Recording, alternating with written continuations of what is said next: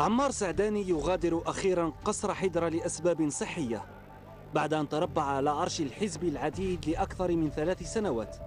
سعداني الأمين العام ال11 للأفلان صنع أسلوبا وكاريزما خاصة به من خلال فتحه العديد من الجبهات، كان على رأسها تصريحات نارية استهدفت الفريق محمد مدين قائد جهاز الاستعلامات والأمن سابقا.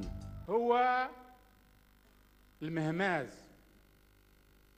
وهو المنخاز وهو الحراز.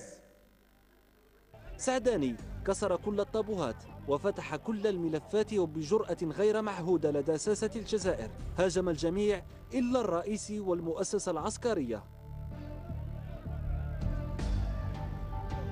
سعداني صاحب 66 سنة، ولد في 17 أفريل من سنة 1950 في تونس لعائلة جزائرية تنحدر من ولاية الوادي.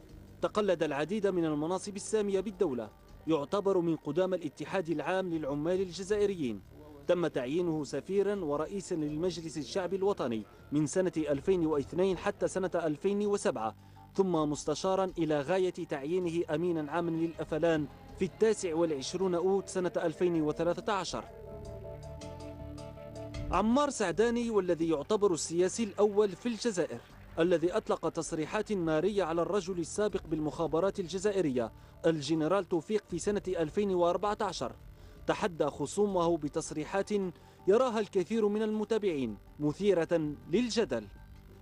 قدم استقالته بطريقة مفاجئة أمام أعضاء اللجنة المركزية للحزب العتيد في دورتها العادية الثالثة بتاريخ 22 أكتوبر 2016